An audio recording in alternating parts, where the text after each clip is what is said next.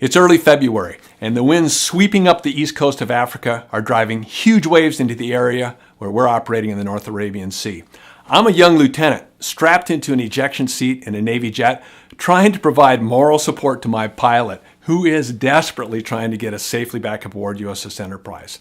Now, he's exhausted since we've been flying at low altitudes in the dark for over 4 hours. He's got vertigo so bad, I'm not sure he can walk a straight line, much less fly one. Outside, the conditions aren't much better. It's pitch black, the middle of the night. Our windscreen is covered with salt spray from our low altitude mission. Ahead, steaming along in the dark, is the ship, our one and only safe haven, and we are thrilled when we catch a glimpse of it. But there's a problem. Those waves I mentioned? Well, aircraft carriers are big, but they're still floating objects, and that means they're affected by wind and wave like any boat, and USS Enterprise is no different. Now, we have to land on it. There's no doubt about that. There is no other option. But the deck, the landing area, is moving a lot.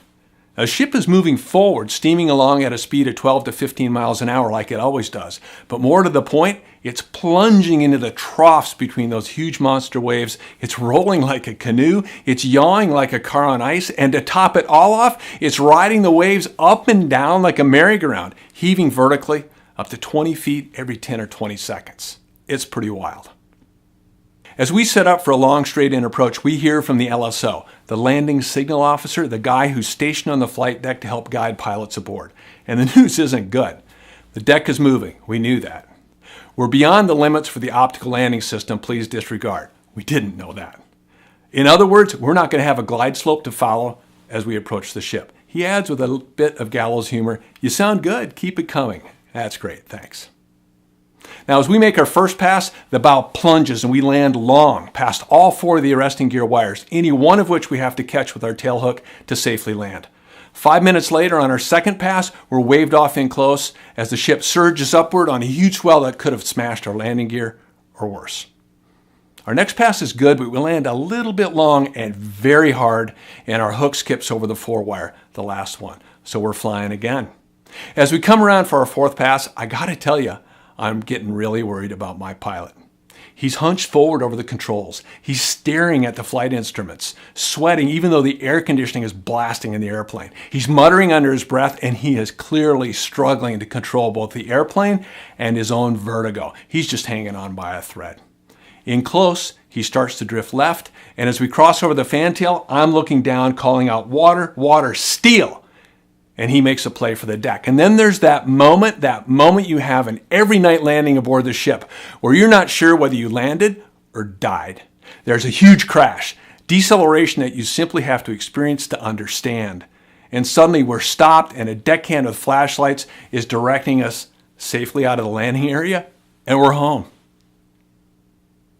Now, I know that there aren't that many people who've had that exact experience, thankfully. But as I work with leaders in all kinds of organizations, I find that there are lots of people who are experiencing something kind of like that every day.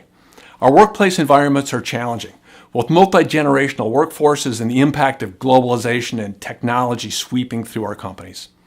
Outside, the conditions are much better, with better funded, more aggressive competition than most of us have ever seen before. So we're all challenged to change, to try to keep up. And as it turns out, inside our heads, we've got something that we're wrestling with. Not vertigo this time, but our own habits of thought. Now, just to be clear, I am not accusing anyone of not wanting to change. Almost everyone I work with sees the need for change and wants to be part of it. But what I am saying is that we, as humans, have evolved over thousands of years in a world that changed very slowly. And we've evolved to be risk-averse for good reasons. Now, there's a caveman part of our brain that harbors some hard-earned fears that make a ton of sense. An innate fear of things like heights and fire and snakes and aggressive body language. They make sense because any of our caveman ancestors without those fears probably didn't survive very long. But the place we run into problems is when that caveman part of our brain starts to harbor fears and react to much more modern things, like a Sunday morning email from the boss, or a call from HR, or that company-wide change initiative. Because the caveman part of our brain functions as an early warning system, trying to protect us from all the things we encounter in a day. And it has a pretty binary response that we usually refer to as fight or flight. We either turn and face it and battle it out, or we turn and run. So before the thinking part of our brain even engages, that caveman part, what brain scientists call the amygdala, has already fired up a response to let the body know, hey, I've got this. Now, the bad news is that these responses are hardwired, and it's tough to change them simply because you want to. But the good news is that that particular part of the brain learns through experience. So if the thinking part of your brain can offer a compromise, say, I know you're afraid of this, but let's give it a try just this once. Over time, you can potentially diffuse or redirect that caveman response to something more useful. Over time, you can actually retrain your brain to respond differently and respond in the way that elite leaders respond more often than not. You can train your brain to actually think like an elite leader, to restructure and de-energize those automatic, fear-based responses in favor of more constructive, forward-looking, and frankly, more thoughtful approaches. And that's what my work with the 11 Essentials of Leadership is all about. It's a list of 11 common situations with suggested responses that will get you started in the right direction.